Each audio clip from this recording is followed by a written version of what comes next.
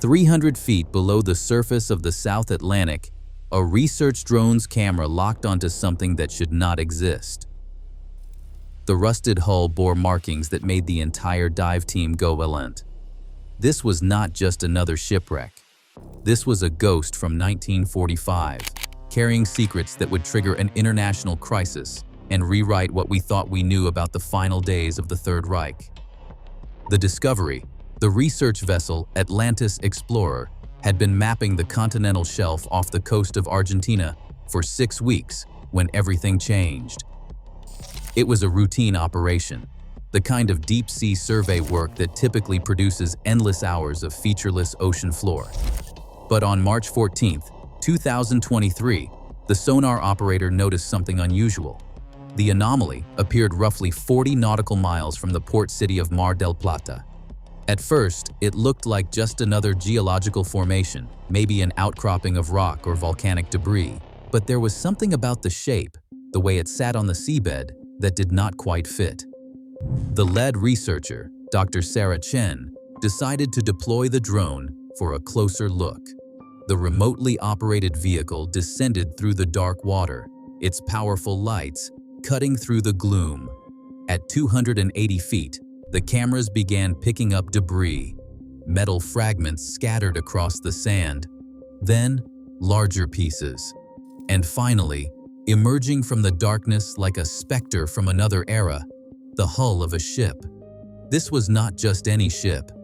As the drone moved closer, the dive team crowded around the monitors in stunned silence. There, still visible despite decades of corrosion and marine growth, were markings that sent chills through everyone in the room. The faded remnants of a swastika, German naval insignia, and along what remained of the bow, partially obscured but unmistakable, letters in Gothic script. Dr. Chen immediately halted the dive and sealed the control room. She had been doing maritime archaeology for 20 years and knew exactly what they had stumbled onto. This was not just a discovery. This was potentially one of the most significant finds related to World War II in decades. And based on the ship's location and the time frame it must have gone down, there could be things on board that powerful people never wanted found. The team spent the next 3 days carefully documenting the wreck before reporting their findings. They mapped every visible detail, photographed every angle, and collected environmental data that might help determine exactly when the ship had sunk. The more they saw, the more questions emerged. The vessel was relatively intact for something that had been underwater for nearly 80 years, and it was sitting in a position that suggested it had not sunk in a storm or naval engagement. It looked like it had been deliberately scuttled. When Dr. Chen finally contacted Argentine maritime authorities, she used coded language, but the message was clear. They had found something big. Within hours, the research site was swarming with naval vessels. The Argentine government immediately declared a security perimeter around the wreck. No other ships were allowed within 5 nautical miles. And they made it very clear to Dr. Chen and her team that everything they had seen was now classified. But word had already leaked. Someone on the Atlantis Explorer had sent messages to colleagues. Within 48 hours, the international press had picked up the story. A Nazi shipwreck off the coast of Argentina. The implications were staggering.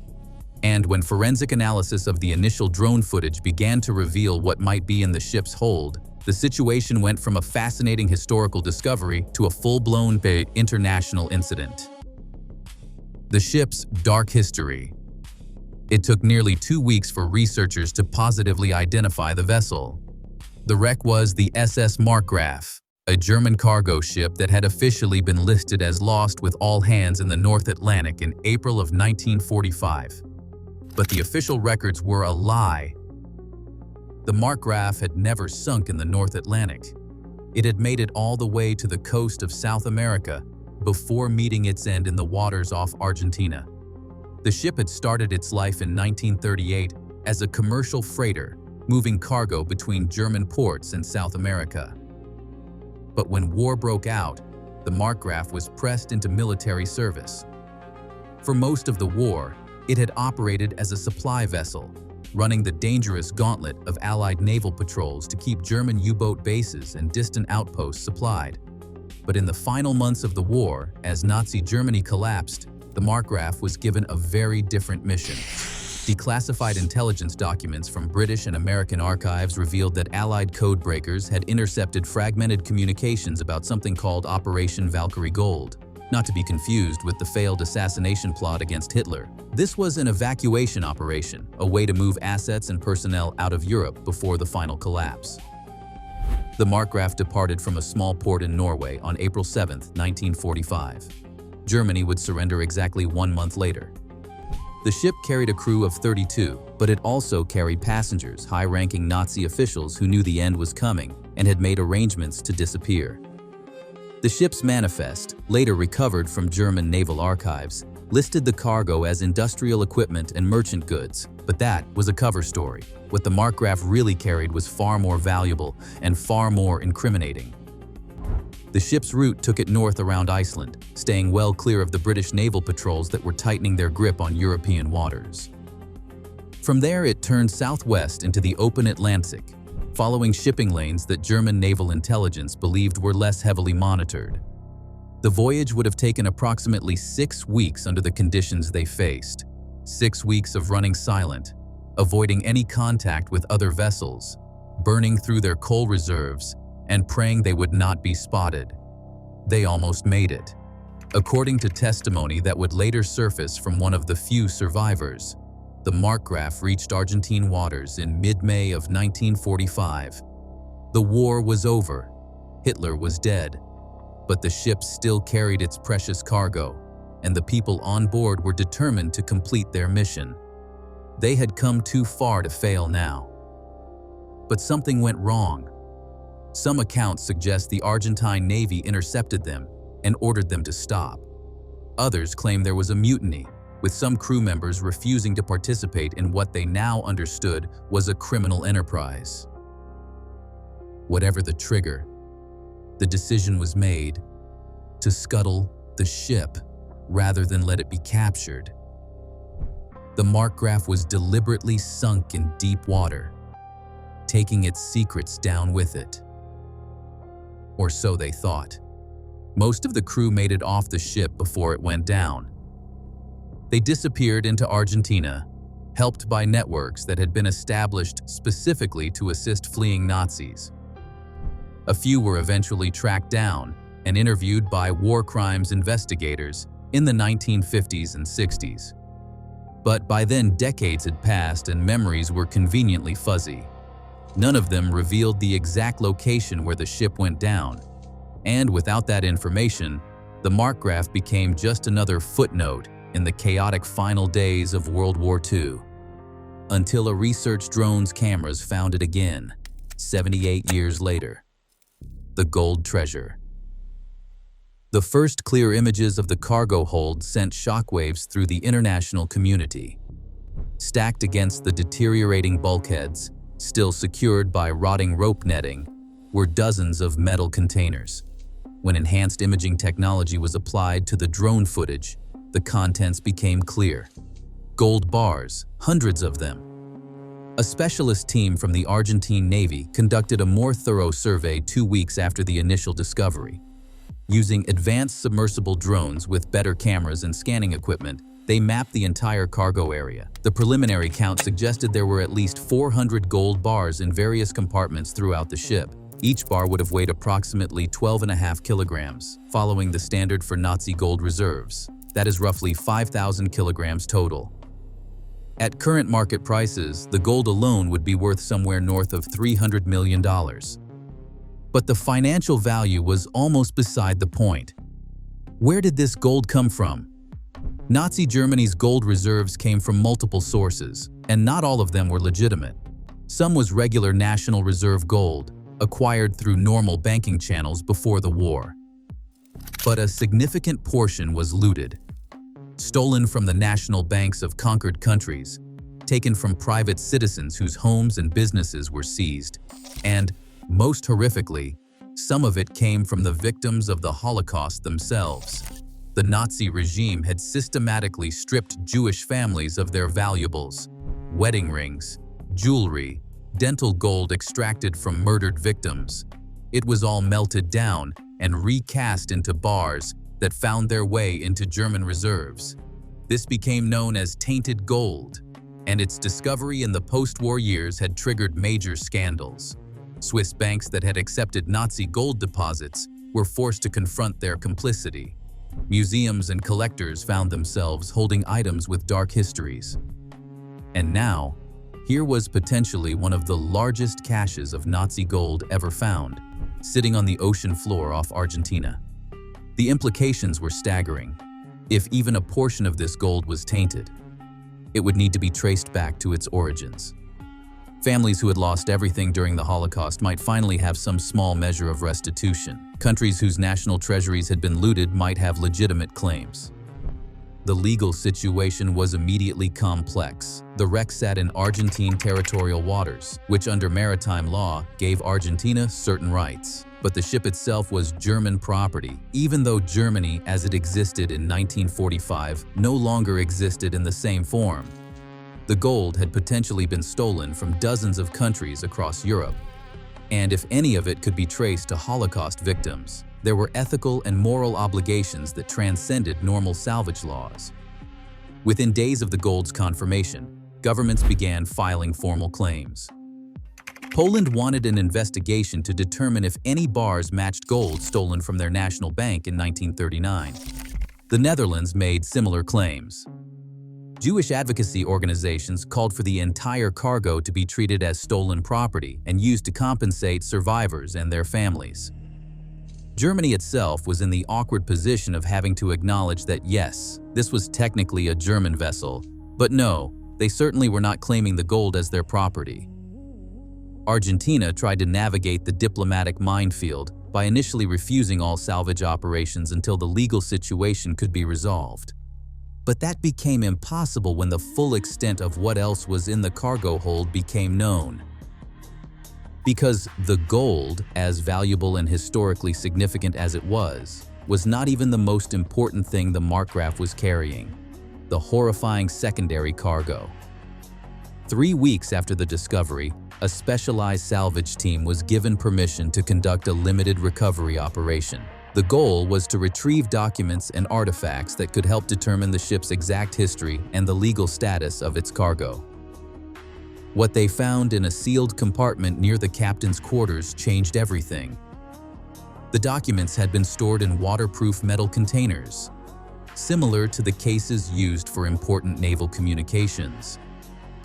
Decades underwater had damaged some of them, but many were still legible. And when forensic document specialists began carefully opening and preserving these papers, they realized they were looking at something historians had long suspected existed but had never been able to prove. Passenger manifests, real ones, not the cover stories filed with port authorities. And the names on those lists included some of the most wanted war criminals from the final days of Nazi Germany. Officers from concentration camps, Gestapo officials responsible for mass deportations, scientists who had conducted horrific experiments, people who were supposed to have died in the final collapse of Berlin, or who had been listed as missing and presumed dead. But here was evidence they had made it out. Even more disturbing were the financial documents. Detailed records of bank accounts established in Argentina, Chile, and Paraguay. Lists of properties purchased under false names. Contact information for networks designed to help Nazi fugitives establish new identities. This was not just a few individuals fleeing justice. This was an organized system, planned well in advance, designed to help high-ranking Nazis disappear into South America. The historical record had long suggested such networks existed, the so-called rat lines, routes that helped fascists escape from Europe after the war. Some were allegedly aided by sympathetic clergy who saw communism as a greater threat than fascism. Others were facilitated by intelligence services from various countries that wanted to recruit German scientists and officers for the emerging Cold War. But concrete evidence had always been fragmentary. Survivor testimony, intercepted communications, suspicious bank records. Nothing definitive, until now. The documents from the Markgraf provided a roadmap. They showed how the escape networks operated, who was involved, and where the fugitives were supposed to go. And some of the names on the contact lists were shocking. Prominent Argentine businessmen who had built fortunes in the post-war years. Politicians who had risen to positions of power. Even a few names that suggested involvement from officials in other South American countries. But it was a smaller waterproof case, recovered from what appeared to be the captain's personal safe, that caused the real crisis. Inside were photographs, dozens of them, documenting what appeared to be a gathering sometime in 1944. High-ranking Nazi officials, clearly identifiable from their uniforms and insignia, standing with civilians in what looked like a planning meeting. And in several of the photographs, standing off to the side but clearly present, were individuals in the uniforms of other nations. Not German uniforms, Allied uniforms. The implications were explosive. Had there been cooperation, or at least foreknowledge, from some quarters about the Nazi escape networks? The photographs were not clear enough to make positive identifications of everyone present, but intelligence analysts who examined them said several faces looked disturbingly familiar. If authenticated, these images suggested that the rat lines were not just a Nazi operation. They had help, or at minimum, some officials had looked the other way. Diplomatic cables began flying between capitals. Argentina demanded that the investigation be placed under their sole jurisdiction. Germany wanted access to all documents related to German nationals. Poland, Hungary, Ukraine, and a dozen other European nations filed formal requests for any documents related to crimes committed in their territories. Israel invoked special international agreements related to Holocaust crimes. The United States and Britain found themselves in the uncomfortable position of having to investigate whether any of their wartime personnel had been complicit. And then someone leaked the photographs to the press. Within hours, they were on the front page of newspapers around the world. Conspiracy theories exploded online. Some claimed the images were fakes, elaborate forgeries designed to rewrite history. Others saw them as confirmation of long-held suspicions about post-war collaboration. The truth, as usual, was probably more complicated than either extreme. But the damage was done. The discovery of the Markgraf had gone from a fascinating historical find to a full-blown international crisis. The international crisis erupts. The Argentine government found itself in an impossible position. They wanted to handle the situation carefully, but the international pressure was enormous. Every day brought new revelations, as documents from the wreck were analyzed and authenticated. Every revelation seemed to make the situation more complicated. Several countries formally demanded that Argentina allow international investigators full access to the wreck site and all recovered materials. The argument was that this was not just an Argentine matter. These were potential war crimes that fell under international law, and the evidence could not be controlled by a single nation. Argentina, not unreasonably, pointed out that the wreck was in their territorial waters, and they had both legal rights and security concerns about allowing foreign military and intelligence personnel unrestricted access to their coastline. The situation was complicated by Argentina's own history. During and after World War II, Argentina had been a haven for Nazi fugitives. The most famous, Adolf Eichmann, had lived in Buenos Aires for years before Israeli agents captured him in 1960. Juan Perón, who led Argentina through much of this period, was known to have welcomed fascist refugees. Some argued this was ideological sympathy. Others claimed it was pragmatic, Argentina benefiting from an influx of educated professionals. Whatever the motivation, it left a dark stain on the country's history. Now, with the Markgraf discovery, all of that history was being dredged up again. Argentine officials insisted they were cooperating fully with international law and had nothing to hide. Skeptics pointed out that if the documents from the ship implicated prominent Argentine citizens or institutions, the government might have reasons to control access to the evidence. Meanwhile, survivor organizations and Holocaust remembrance groups were demanding that the gold be immediately seized and placed in trust for restitution.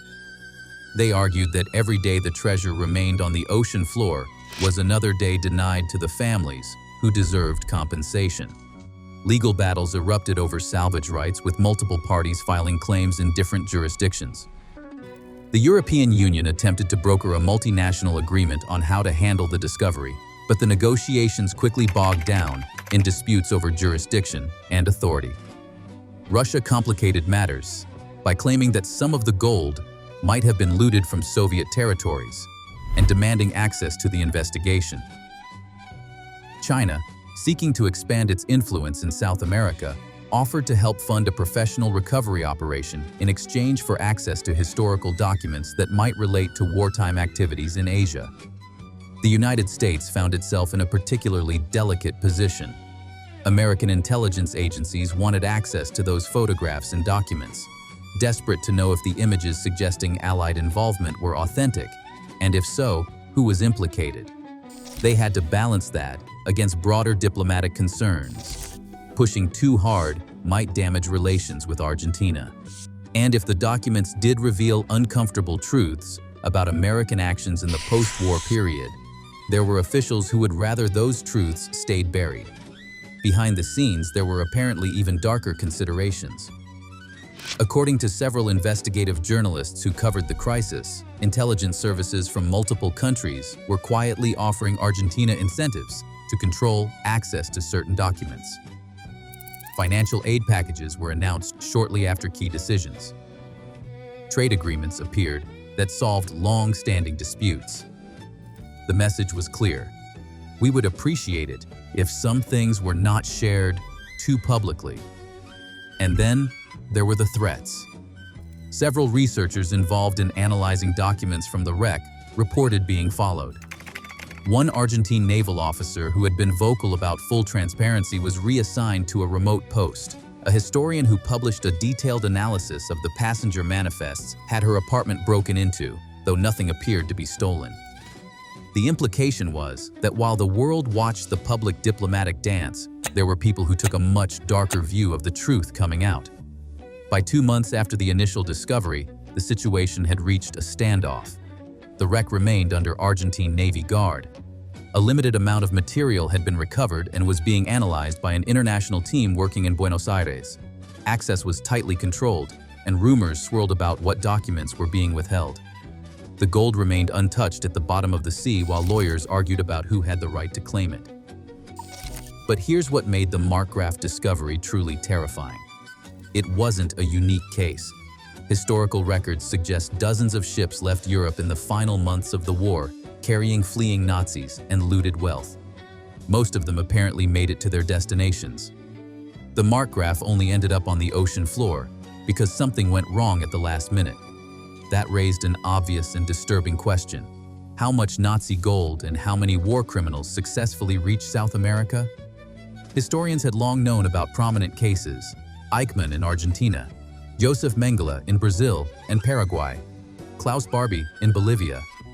But these were the famous names, the ones who were eventually identified and in some cases captured. The documents from the Markgraf suggested there were many more, mid-level officials who had participated in atrocities but were not internationally known, scientists who had worked on weapons programs, administrators who had organized deportations and mass murders.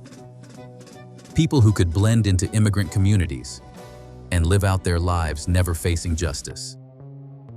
And the financial records hinted at something even more disturbing. The money and gold that reached South America was not just hidden away. It was invested. It helped build businesses and industries. Some of those enterprises were still operating decades later, their origins carefully obscured.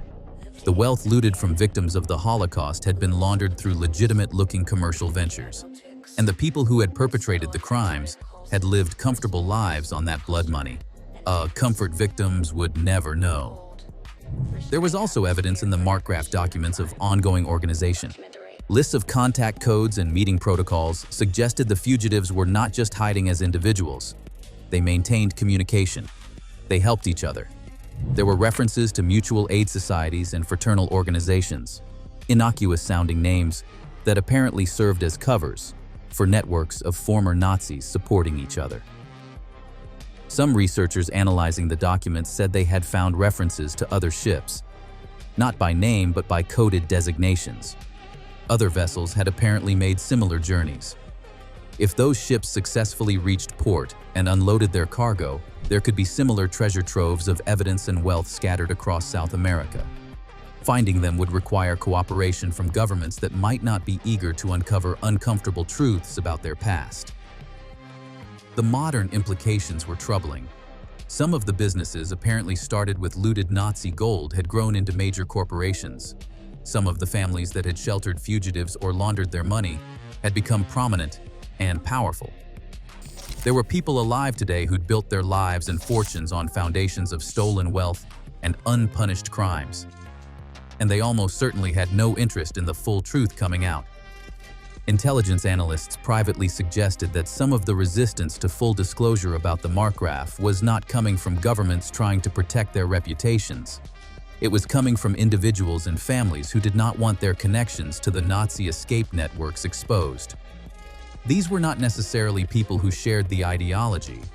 In many cases, they were probably just beneficiaries of ancestors who had made morally compromised choices decades ago. But the revelation that a grandfather had helped hide war criminals, or that the family fortune was built on stolen gold, would not be good for modern reputations. And there were broader historical questions that made some people uncomfortable. If the escape networks were as extensive as the Markgraf documents suggested, and if they had received any level of tacit approval or assistance from intelligence services focused on Cold War concerns, what did that say about post-war justice? The Nuremberg trials and subsequent war crimes prosecutions were supposed to represent a moral reckoning. But if hundreds or thousands of perpetrators escaped and lived out their lives in comfort, was justice really served? As of now, the wreck of the Markgraf remains a sealed site under Argentine naval protection. Some material has been recovered and is being studied by an international team, but access to their findings is limited. The gold is still on the ocean floor while legal battles play out in multiple jurisdictions.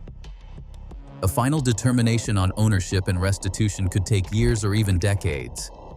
Several countries have opened or reopened investigations into wartime crimes based on evidence from the ship.